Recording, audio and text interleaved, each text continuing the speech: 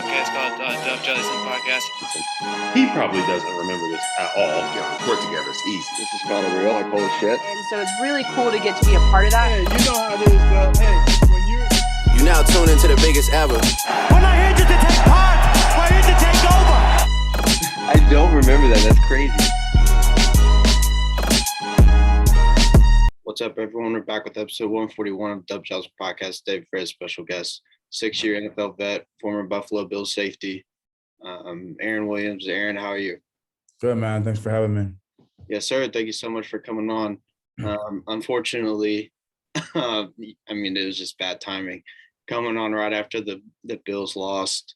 I mean, phenomenal. One of the best games I've ever seen in my life as a football fan. But what did you take away from that game? And I mean, what were your thoughts on this weekend as a whole? I mean, obviously it was a heartbreaker. I'm not gonna lie. It was another roller coaster game. I honestly felt like, I felt like it was our year, man, honestly. Like, we just let this one, like, slip away from us. And granted, we can say, like, you know, we lost from a coin toss. The rule has been the rule for God knows how long. And, you know, just like Josh said in his press conference, you know, if it was the other way around, we wouldn't be complaining, which is very true. But, you know, it's just, you know, man, 13 seconds, man. It's just like, you would think, especially starting at the 20-yard line, I think they started from, if I'm not mistaken. Yeah. It's just 13 seconds, man. We those type of scenarios we actually like practice literally every week. Like the same scenario every week. It may be boring, but it's for those situations, for those type of situations where, man, you know, we just let it slip away. There's nothing else I'm gonna say. Like I can't say anything bad because they did play well. I mean, defense could have played a little bit better, but it's not like they didn't show up. I mean, they stopped them, you know, in the very first half.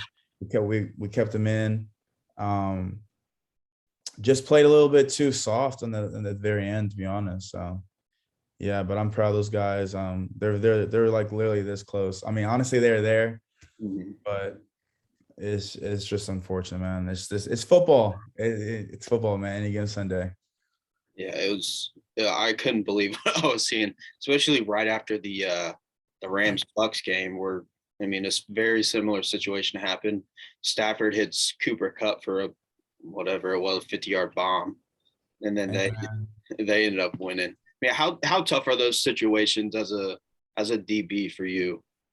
Man, very tough, because I know in Todd Bowles' situation, the Bucks defensive corner, I know he played well when I watched the game. I believe they were in zero. Basically, what that means is they're throwing an extra DB in there to the blitz to put pressure on the quarterback.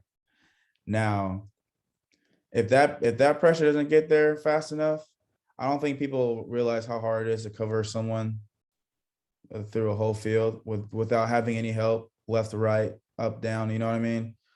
And for that, you just got to be more aware, and it puts more pressure on the DB because they have so much room to operate. It gives the receiver unlimited option of routes they can run. You know what I'm saying? So I know in that situation, it made it hard. Our situation, I just feel like our corner played too soft. First of all, he was a little bit, in my personal opinion. Now, nothing against him. They all had a great game.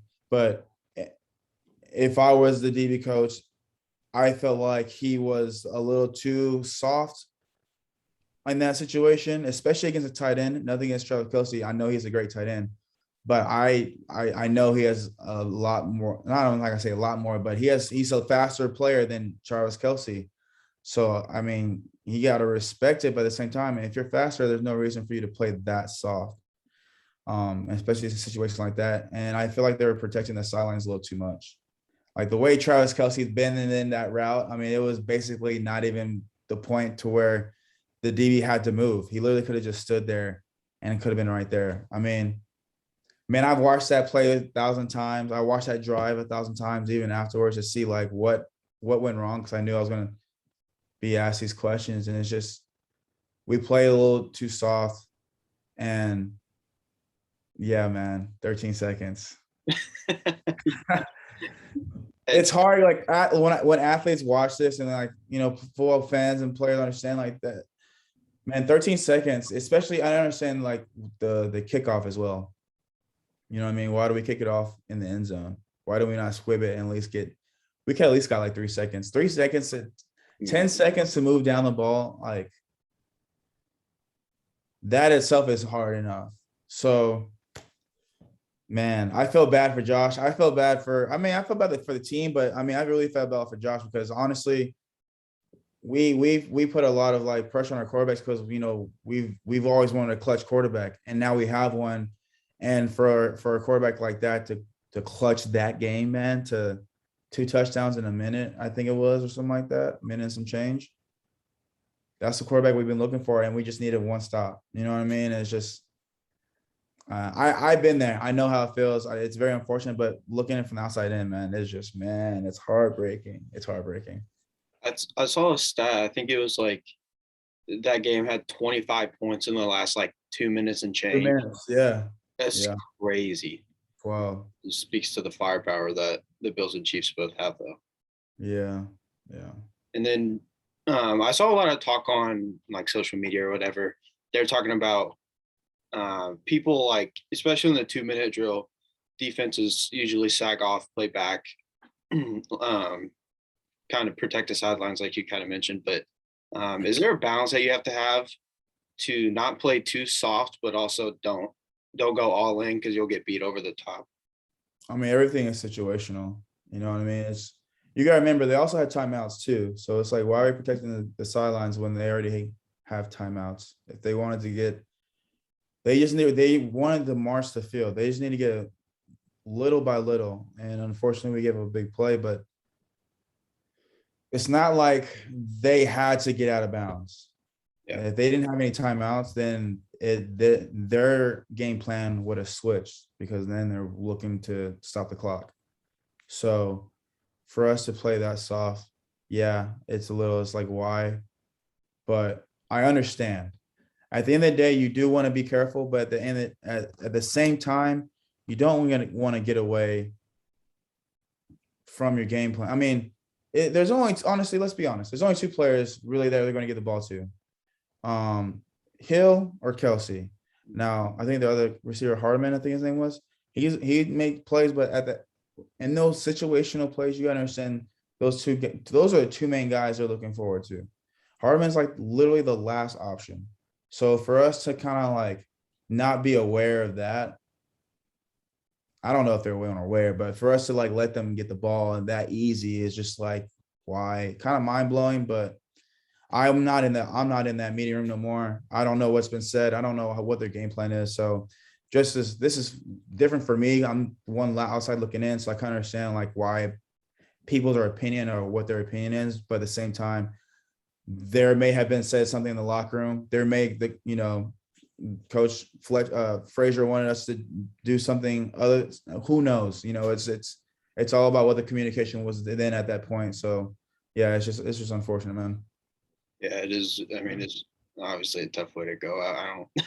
I mean, you don't need me to say that, but you kind of touched on the OT rules.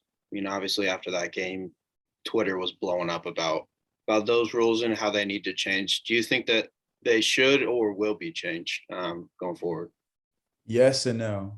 I think they should have. I think both teams should have the opportunity, at least in the playoff aspect.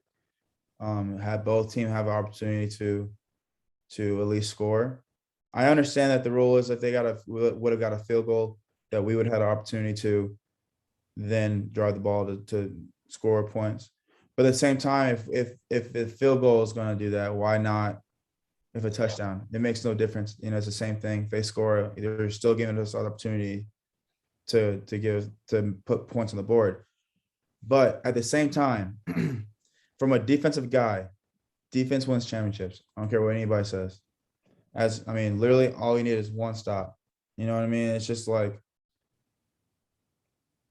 the rules are the rules. We can complain as much as we want to, and they may change later down the road. Rules are always changing each year, but it's not like we show up to the game that play happen, and then we're like, what? Why did we not? We already knew what the rule was. So it's like, as a player, and if I was in that situation, if we lose the coin toss, I'm bringing those guys up and I'm telling those guys, yo, I don't care what y'all have to say. We know what kind of offensive players we got. We know what type of guys we have. We need one stop. Three to four plays. 3 to 4 plays, and our lives will change. Hands down. Now I don't know what they have said, but that's pretty much what it comes down to. And if you don't get that one stop from the first drive, hey, let's not get them in field, or at least get them in field goal range. At least at that point, we can give our boys the opportunity to put more points on the board for us to go on. Yeah. But defense wins championships, man. I mean, the Seahawks proved that, especially against the Broncos. I don't know how long ago that was now, like 2016 or whatever it was. The Broncos looked unbeatable, and then the Seahawks just smacked them in the mouth. But yeah, I mean, I wish the OT rules would change. I like the college rules, or at least make it each team gets one possession, and then after that, if both teams score a touchdown, then you can go play whatever for the rest of the thing. But yeah, I mean, at this point, you can't really complain about the rules, because I mean, if you don't want to lose, then stop them, as harsh as that is to say, you know. Not even harsh. It's the way of the game. You know what I mean? We wouldn't be saying the same thing if the roles were reversed. You know what I mean? We'd have been saying, yeah, she should have stopped us. We got Josh Allen. I mean, it's kind of hard to stop the best quarterback. So it's like, you know, we're on the wrong end of the stick. That's just the way life goes. That's the way the game goes, you know, and just got to learn from it, man. And I'm sure those guys will look back at that film thousands of times.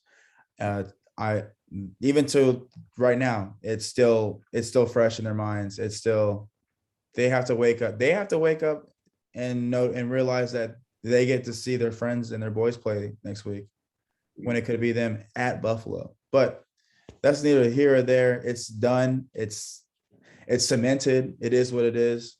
We got to move on. And man, we got the right guy. We got the right players, man. We got the right tools. We got to learn to finish. Yeah, but I mean, you guys got studs up and down the roster. Yeah. I mean, from a fan's perspective, I feel bad for Bills Mafia, just because they deserve it. They deserve a chip, and to see them have to go through that again, it's tough. I mean, I don't really feel bad though, because you gotta understand, we came from a team who hasn't been to the playoffs in 10 years or something like that when I was there. I think it was 10 or 11 years, something like that. And then making the playoffs, to just saying, okay, congratulations, here's a consolation prize for making it. We're proud of you guys, to literally being contenders of the Super Bowl, to literally being a team to be reckoned with each and every year. So it's like, I'm not sad. It's just unfortunate. You know, I'd be sad if we, you know, made it to the wild card and didn't make that. That'd have been sad. That'd have been wild. But we didn't. We knew we had the chance. Just understand, guys, we played it's still Kansas City Chiefs, man. And Patrick Mahomes is still Patrick Mahomes. They got weapons too. You know, I felt like we had the better talent, but you know, they had a better day. So it is what it is. And I mean, for you, I mean, I can just tell how much like the Bills organization and those players mean to you. I mean, how much love do you get? How many ever years removed from your playing days there? And I get a lot of love. It was just surprising for me because, you know, the more, you know, out of sight, out of mind really comes to mind, but I'm kind of like there often. I really have made it a lot of relationships and friendships out there to where I go see you even when it's not even the season. Like I go during the off season, like I'm always there.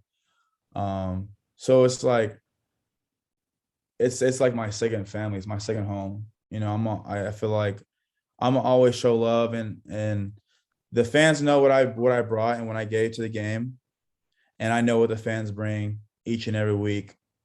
Literally from when we were 4 straight Super Bowls to being ass for however long it was till we got to this point, and for them to be loyal, it's just like, I understand the respect. They understand where I'm coming from. It's a mutual respect and it's love. So I feel like I'll always have that, and I will always have love for them, regardless if someone thought I was ass in my beginning of my career, or someone just now is like recognizing my contributions to the game.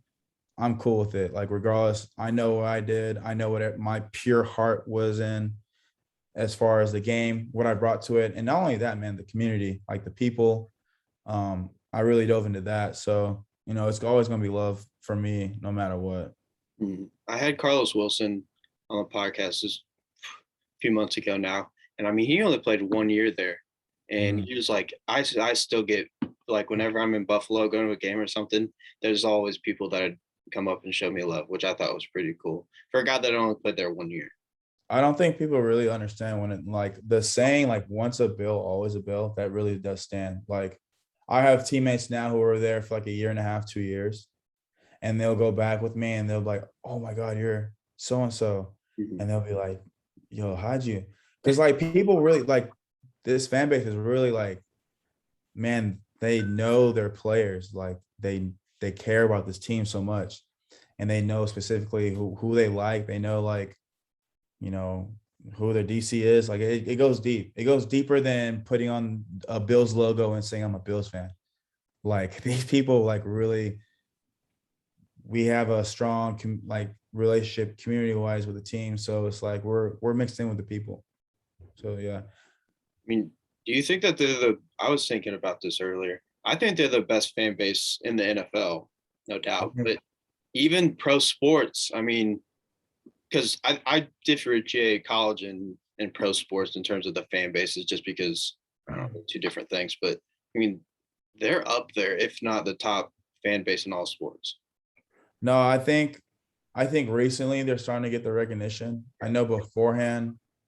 I know for in my eyes, in my aspect, before I got there or when I got there, nobody really knew. Like nobody was really like Bills Mafia or like Go Bills. Nobody was really cheering for us like that until like I got there, and the year after we started getting a little stampede of like, okay, these guys are starting to win a little bit. It's getting to that point, and then towards the end of my career, we were like, we had the right pieces, just fell short. And then after I left, it's like, boom, we finally, understand where we need to be. And we're at that point now where it's like, now we just need to know the situation, play it right, and just show up and just play. Cause we have the guys, we have the coaching staff. I mean, nobody's going to be perfect. I mean, as much as we want to complain about the coaching, decisions and their schemes, if they would have played it right on their call, we wouldn't have this conversation. So it's like, it's give or take. Like we're just as fans upset that we know what they deserve this year and what they worked hard for and what we've been waiting for, honestly. So that's only the bitterness when it comes from. It's just like, we know we should have made it. So it's like, it's not a shocker no more. It's like, it's not like, dang, we're here. Like, let's hope we make it further. It's like, okay, I booked my ticket to LA, everything. I ain't gonna lie to you. I was set, man. I was packed, ready to go. But gotta love football, man. That's why it's one of the greatest games. Yeah, and I mean, the Bills and Chiefs, like, budding rivalries, I mean, it's just getting started. You see it on social media and stuff. People are talking about. I mean, this is the new Brady versus Manning. I mean, for the Bills' sake, I hope it's not. It doesn't play out like that where Mahomes ends up dominating for most of the rivalry. But I mean, those are the top two. You got to go through one of them if you want a chance to make it to the Super Bowl. Yeah, man. Honestly, the tables have turned. It's definitely officially Bills Mafia era. My expectations literally every year, like divisional champs. Like there should be no excuse. Like if we're looking at our division right now, like come on, Josh Allen is honestly like killing them stat wise, like in every category. Our defense is, it's just like it's our time. It's our time. as long as management keeps the team together and and the GM still continue to does what he does, and he's been doing a great job, and we don't like try to like do like, I don't know. I've been in situations where we always mix something up each year because we're always trying to find what works. And I just feel like what they have now works. Maybe tweak it a little bit, but like don't like do 360 stuff. You know what I mean? So, but that's just, my perspective.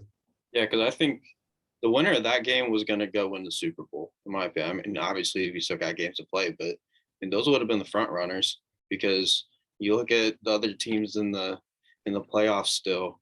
I'm taking the Bills or Chiefs over all of them. Easily. I like my chances over the Rams. That's all I'm saying. Yeah. Fair enough.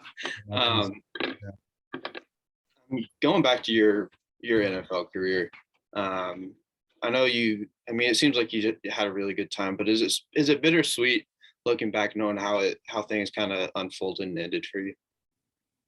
Oh yeah, man. I honestly don't even still watch the game. It's still like, and it's weird because it's been 5 years now, I believe, almost 7. So yeah, almost 7 years now, or coming up on 7 years. It's still a little tough. I don't watch regular season games because to me, it doesn't bring any joy. It doesn't bring it. Just I analyze the game differently. I watch the game differently. Like I can't really enjoy it because like when I watch the game, I'm like, okay, they're in like 3-by-1 set. Okay, for example, like Chiefs. From when I'm watching the game, I'm like, okay, why is Travis Kelce by himself in a 3-by-1 set closer to the line of scrimmage? Why is he on the line, not off the line? Okay, they have Patrick Mahomes flex a little bit further back than usually. It's like little details, and I rather just want to watch the game. But I'm getting slowly into the fan aspect of the game instead of the player aspect, because being a player aspect doesn't really matter anymore. I really don't need to know why they're in this formation or like why they're scheming or why they, none of those questions. I just need to like just watch and enjoy the game. It's kind of hard because I still have people my friends in the background like talk their opinions, and it irks me sometimes because like you have no idea what you're talking about. But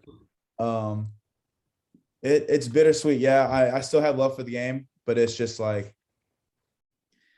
I know the emotion. I know what it feels like to get ready for a game. I know what it feels like for that first snap. I know what it feels like to be down and then come back and then have to make a stop.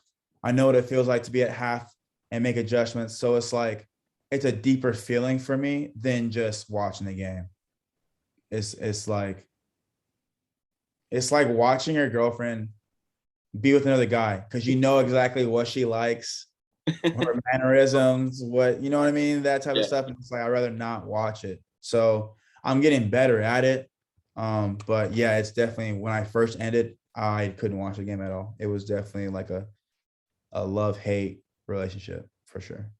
Yeah, and I don't want to go too deep into it because I know, that it was insane what you went through. I'm glad you made it out on the other side. But, how long did it take you to actually sit down and watch a game and kind of like come to terms with what had happened? Man, literally maybe last year. For real? Maybe last year. Yeah. I say maybe last year because even now, like I said, I still don't watch the game during the regular season. This was actually like my third time, maybe second or third time watching the Bills actually play. Because usually when the Bills game come on, I usually love hanging out with the fans than watching the game, because I've played. I don't really care. Like I rather talk what's y'all's opinion, why y'all think the way y'all do. Let me fill you in on what really is going on, instead of being mad at the safety who just got beat and here's why he got beat, or that corner. You know what I'm saying? Why? Because it just, man, fans say the most ruthless things and not even know what they're talking about. And it's frustrating because we as athletes are supposed to ignore it, but at the same time, it's like we're human beings, man. That's like, imagine somebody come to your work every day talking mad shit, you know what I mean? And you just you can't do nothing about it. You're supposed to just take it At some point, you're gonna say something. Yeah. I'm not gonna say you're gonna be physically harmed, but you're gonna say something. So, yeah, it's different. It's different for me, but I enjoy it. I just want to be with the fans, man. That's all I care about is hanging out with the fans and and cheering on the Bills. I always cheer them on. I watch nothing. I want nothing for success for them, obviously. So yeah. And I had Cole Toner on last week, I think it was actually. He was a lineman for the Texans this year, and it was really interesting to hear him talk about like all the little technical things that especially linemen have to do, and how fans and even like the Pro Football Focus grades don't get it right just because like you don't know like what they're told to do and all those, like there's 1,000 things that go into it. And I mean, fans that played varsity football for 1 year probably played on senior night just because, I mean, they're just throwing them a bone or whatever, you know what I'm saying? And then they're trying to be like, well, he needs to do that. Like, you don't know what's actually going on. I'd much rather listen to someone like you or another guy that played in the league for a while break things down correctly. No, for sure. There's definitely a lot of like websites and blogs. I don't know if you guys, I don't know. Do you guys like read those type of things? Like Sometimes I mostly read it for news. Even in my opinion, even like with some sports networks that put out articles, they're just going off of what they see, and obviously that's all they can do. It's not like they're in the film room or in the meeting rooms with us. So I understand they got to create a story somehow. You know what I mean? It has to sell. So I get it, but man, sometimes it goes too far, and some players don't know how to respond to that. They're gonna have to learn, obviously, but it's just like sometimes I feel like they go overboard with it, with all that, especially some of the questions and some of the questions that that some players deal with at the Bills this year were kind of wild too. So yeah, it's just something they deal with. Yeah, I mean, when I want to look at a game and see like what went wrong, I kind of go to like for ESPN, it's kind of like Orlovsky or Ryan Clark, or I mean, Darius Butler does a really good job of breaking down stuff, especially like that's my guy. He's a good follow if you're a football fan. But yeah, I mean, I can only imagine how tough it would be for you guys to have to deal with some of the goofball fans that are out there. Well, you got a lot of networks doing a good job now of picking up former players, and no offense to the guys who did it like before us, like they entertained us. I'm not gonna say they did a good job. I'm saying they did a good job entertaining us. But I feel like now, I think Tony Romo set the bar, because now I see people understand the game a lot better. Now I'm like, well, how do y'all know that? And they're like, oh, it's Tony Romo. I just listened to him. And then I actually watched the game Tony Romo was broadcasting, and I understand why, because he literally breaks it down.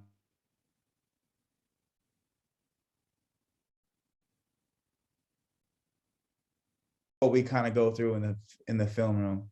It's a like glimpse of what we kind of like see and like what we talk through. So I'm glad you guys kind of get a glimpse of but yeah, seeing guys like Tony Romo, Ryan Clark, like you said, guys like literally guys who play the game for a long time and who have experience are going to give you guys those insights. I think it'd be much more entertaining to hear like I'm going back to him again, but D-Butt and Antoine Bethea. I mean, if they did like I don't know what it would be called, like a multicast or like a Manning cast type thing. But if they did that, I'd much rather watch that than some of these announcers and guys that are kind of limited in terms of, I mean, how much they can go in depth during games. But like you said, Tony Romo's Yeah, I think the Tony Romo's a little different because it's live, but what D-Butt does, and they're more detailed. They show you, like they like actually draw it out and they go slow-mo. I feel like their platform is going to be a lot bigger in the near future because people are going to finally catch on and realize what they're actually doing. For people that really care and understand like why their team made this decision, why they did that, I think definitely they're a great platform to check out if you want to be more technical about the game. But if you want entertainment, Peyton Manning and Eli Manning do a great job of like being comedic analysts with their experience. So I mean, there's outlets, there's right outlets now instead of just people like kind of guessing on what's going on. I wish they would put them on ESPN Plus so they could just let it fly, because I'm sure they got so many things that they're just holding back. Yeah, Disney won't let that happen. So you better talk to Disney and ESPN for that one to set fly. But at some point, I feel like it will get there because it is the new thing. And what people are grasping to. It's more of like now kind of they're gonna try to like how can they monetize it in a way. So No doubt. Before I let you go here, I mean, how do you look back overall on your football career and how blessed you are to have had all these opportunities and experience these amazing things? Man, as much as I would, because I'm very hard on myself when I critique myself. I have like high standards. And no matter how I critique myself, man, like you said, man, I'm blessed to even just say I played 6 years in NFL. But if you're asking like if I was to look at myself in the mirror and ask myself that same question, I would say I had an average career, a little bit maybe below average career. And why I say that is because, man, I was just getting to understand how to last in the league, how to understand the game. You know, I had a mentor like Ed Reed who literally filled me in of like how to literally play the game. So, and before that, I played decent. I definitely could have played a lot better. I think the year before I got my contract was like, that was the Aaron Williams that y'all saw. Like if I'd have consistently played like that, I'd have been a lot happier. But my rookie year was decent. My second year was god awful. Everyone's gonna remember that year. I know. My third year was amazing, and then my fourth, fifth were just like he did his job. I was a he did his job kid. Like, of course, I had passion. I did my work, but I wasn't like making those huge time like game plays like I wanted to. And it's just facts. I mean, you look at the film doesn't lie. You know, it is what it is. But yeah, I mean, I 6 years, man, 6 years with a second contract. I don't complain. I'm living a great life. I'm walking, especially after my 2 injuries. So there's really no criticism I really need to be having towards myself. But if you're asking me as far as being a player wise, yeah, I had probably like an average, below average career at that best. So, And quickly, I mean, how tough was it for you to go through those recovery processes? Because like, I mean, it just shows you, I mean, in the one split second, I mean, it can change your career forever. well, man, I was used to like surgeries, but I think because I had a surgery every year in the off season, so I think, let me think, like for sure the next surgery. Well, I had a hip surgery before my neck surgery, so the hip surgery was like, all right, this rehab stuff, like getting hurt, getting surgery, and you know, doing the rehab and all that stuff. It is mentally draining and physically draining because you're doing more to get back. It's not like you're healthy, you get a break, and then you're just going into workouts. You literally go from whenever time you get hurt, you're literally working through that whole off season into the next season. So there's really like no break.